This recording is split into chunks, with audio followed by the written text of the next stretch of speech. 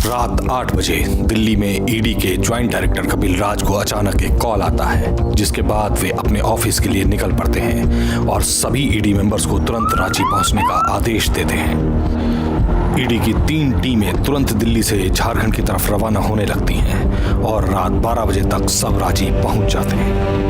यहाँ उनको बताया जाता है कि वे एक टॉप सीक्रेट मिशन पर हैं और ये इतना सीक्रेट मिशन है कि लोकल पुलिस को भी इसकी भनक नहीं लगनी चाहिए, क्योंकि यह एक बड़े आईएएस ऑफिसर का मामला है जिसने अरबों रुपए का घोटाला किया है। उस समय झारखंड में इलीगल माइनिंग और ब्लैक मनी का बोलबाला था, जिसकी बदौलत इस ऑफिसर ने बहुत दौलत और ताकत कमा ली थी।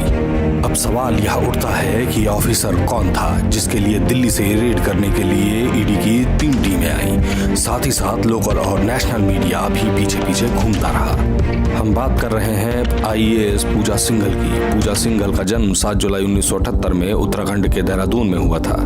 पूजा सिंघल बचपन से ही पढ़ाई में तेज थी और इसी कारण कॉलेज में टॉप करने के बाद आईएएस की प्रिपरेशन करने लगी और साल 2000 में महज 21 वर्ष की उम्र में आईएएस में सिलेक्ट हो गई और भारत की सबसे यंगेस्ट आईएएस ऑफिसर बनी। इनका नाम लिम्का बुक ऑफ रिकॉर्ड में भी दर्ज हुआ।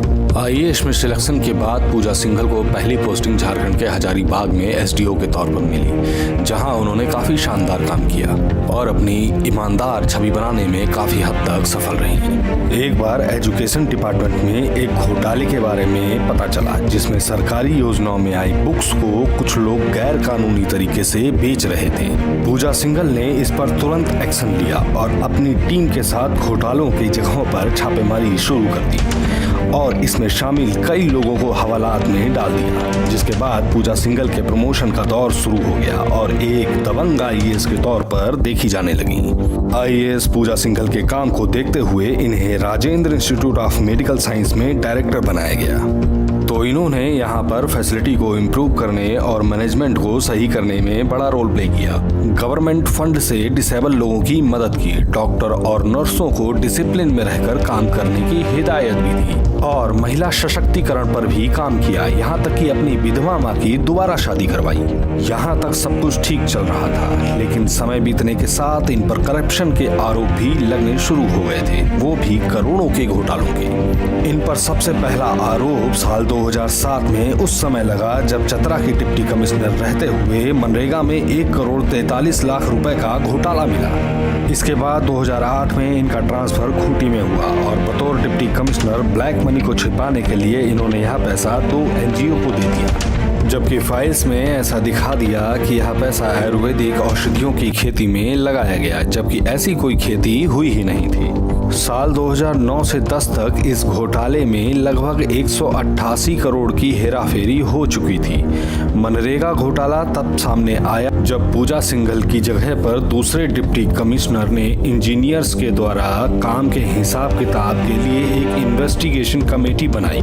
इस कमेटी ने जांच के बाद बताया कि आईएएस पूजा सिंघल ने मनरेगा का पैसा निकालने के लिए अपने सीनियर ऑफिसर्स तक को नहीं बताया। इस मामले में ईडी ने 2012 में पूजा सिंघल के खिलाफ केस रजिस्टर किया।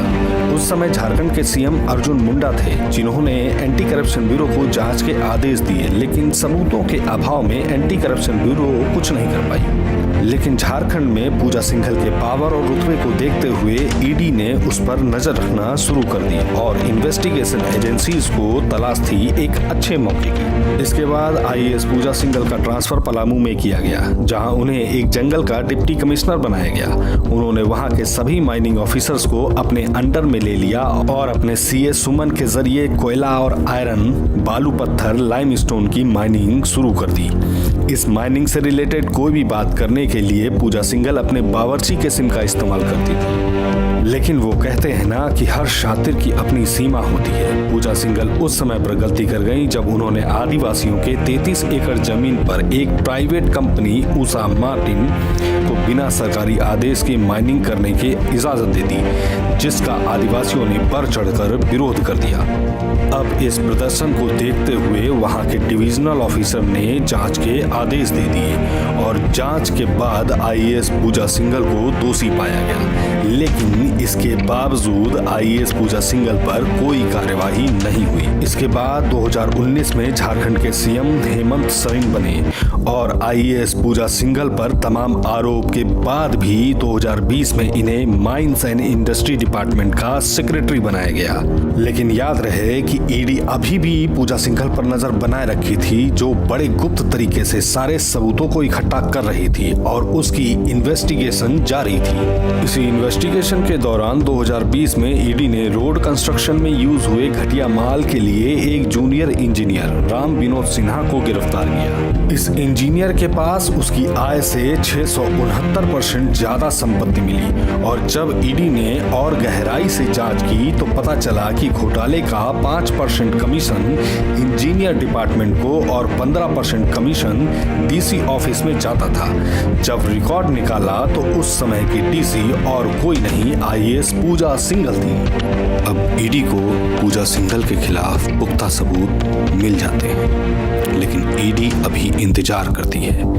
इस समय आईएएस पूजा सिंघल माइनिंग सेक्रेटरी थी, उसमें भी लगभग 4000 करोड़ का मनी लॉन्ड्रिंग घोटाला होता है, जिसके बाद अब ईडी की जांच इस इल्लीगल माइनिंग की तरफ मुड़ जाती है और कई सालों की ईडी की मेहनत और इन्वेस्टिगेशन रंग लाती है। 5 मई 2022 की रात पूरी टीम दल बल के साथ रांची पहुंच जाती है और सूरज की पहली किरण के साथ शुरू होता है रेड का मिशन। अब ईडी और अदर इन्वेस्टिगेशन एजेंसीज सीआरपीएफ और सीआईएसएफ टीम के साथ मनरेगा और माइनिंग घोटाले के आरोपियों को लेकर रेड करने के लिए रवाना हो जाती है। ईडी 5 स्टेट झारखंड, बिहार, पश्चिम बंगाल, हरियाणा, राजस्थान में 25 जगहों पर ताबड़तोड़ रेड करती है। ईडी अलग अलग 3 टीमों के साथ पहली टीम पूजा सिंघल के बंगले पर पहुंचती है, दूसरी टीम सीए सुमन सिंह के घर पर और तीसरी टीम पूजा सिंघल के पति डॉक्टर अभिषेक झा के पल्स हॉस्पिटल पर रेड करती है। पूजा सिंघल को जोर का झटका तब लगता है जब ईडी को एक रेड डायरी मिलती है, जिसमें पूजा सिंघल के घोटालों के साथ उससे जुड़े नेताओं और ऑफिशियल्स की जानकारी मिल जाती है। इसके बाद पूजा सिंघल के सीए सुमन कुमार के पास सबसे ज्यादा पैसा मिला। ईडी ने सीए को तुरंत हिरासत में ले लिया। पूजा सिंघल के साथ पहले ही 17-18 घंटे पूछताछ चल रही थी, जिसमें पूजा सिंघल ने सभी आरोपों को झुठला दिया।